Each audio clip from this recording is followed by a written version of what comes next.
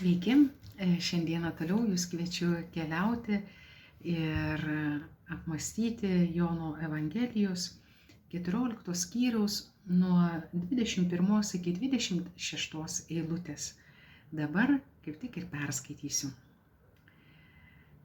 Kas pripažįsta mano įsakymus ir jų laikosi, tas tikrai mane myli. O kas mane myli, tą mylės mano tėvas ir aš jį mylėsiu ir jam apsireikšiu. Judas, ne Anas Iskarijotas, paklausė: Viešpatie, kaipgi čia ketini apsireikšti mums, o ne pasauliui? Jėzus jam atsakė: Jei kas mane myli, laikysis mano žodžio ir mano tėvas jį mylės, nes pas jį ateisime ir apsigyvensime. Kas manęs nemyli, mano žodžių nesilaiko, o žodis, kurį girdite, ne mano, bet tėvo, kuris yra mane siuntęs. Aš jums tai pasakiau, būdamas pas jūs, o globėjas, šventoji dvasia, kurį mano vardu tėvas atsiųs, jis išmokys jūs visko ir viską primins, ką esu jums pasakęs. Taigi, jūs girdėjote Evangelijos ištrauką iš Jono Evangelijos 14 skyriaus nuo 21 iki 26 eilutės.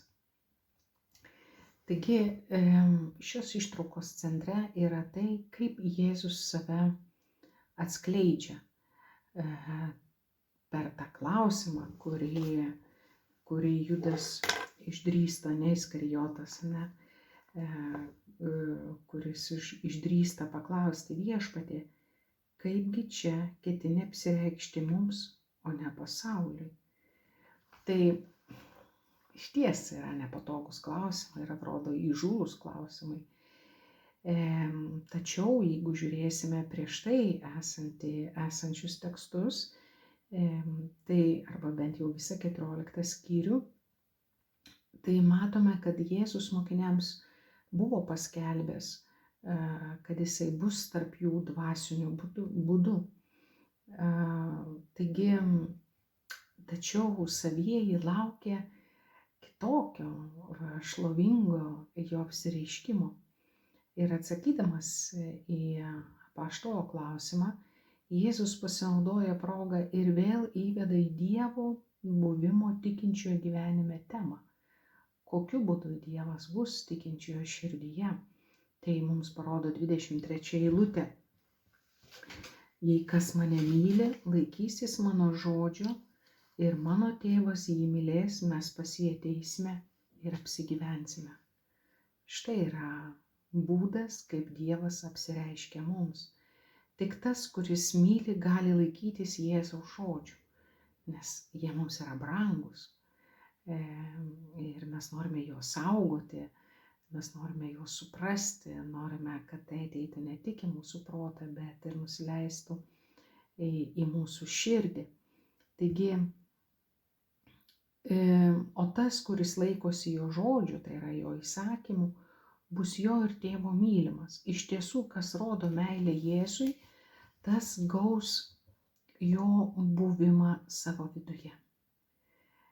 Tai jau pats laikymasis, pačios pastangos, jau vien troškimas ir pastangų dėjimas į tai, link to, jau yra Dievo buvimo ženklas mumyse. Taigi ir Jėzus pasako, kad jis apsigyvens su tėvu per šventąją dvasią mumyse. Ir jis tapatinamas su Kristaus buvimu sieloje tų, kurie gyvena pagal jo žodį.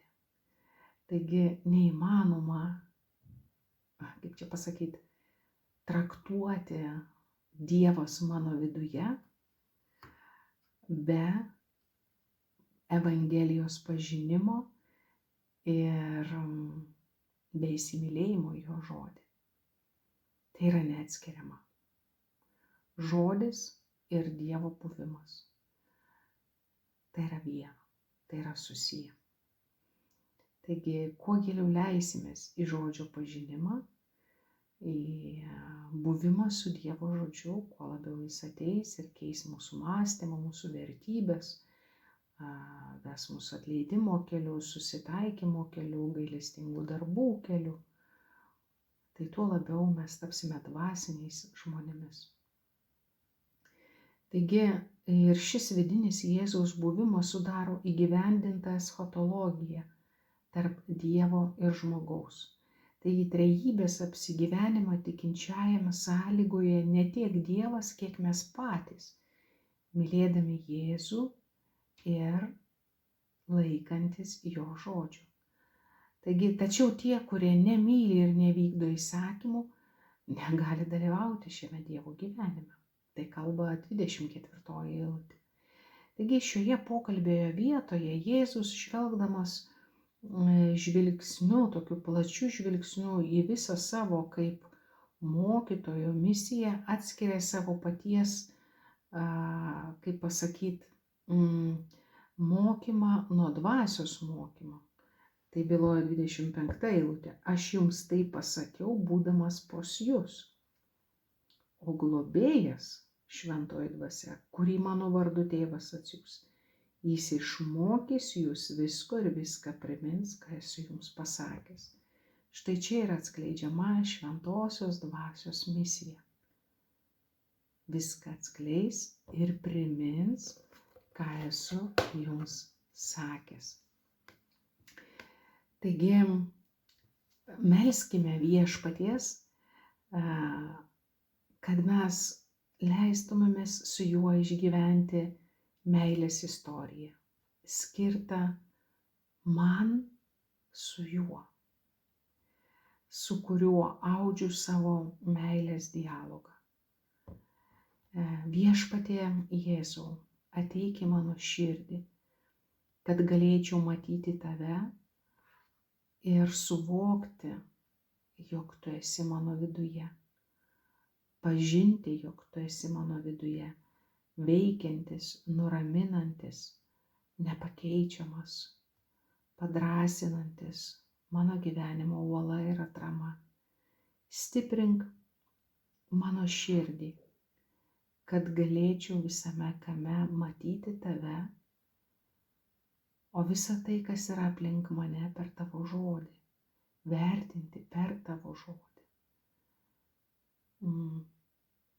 atleisti per tavo žodį, susitaikyti per tavo žodį, išdrįsti, pasilenkti link tų, pas kuriuos niekas nenori eiti, per tavo žodį. Padėk man pašalinti visą tai, kas užima vietą, kuri nėra tau, apie tave ir su tavimi. Padėk man eiti pasaulio keliais, tavo žodžio ir dvasios vedamam ir vedamai. Amen. Tai būkit palaiminti, pasveikinti ir gražaus jums laiko su šiuo Dievo žodžiu, kad jis keistų jūsų protą, mąstymą, santykius ir jūsų gyvenimą. Sudie.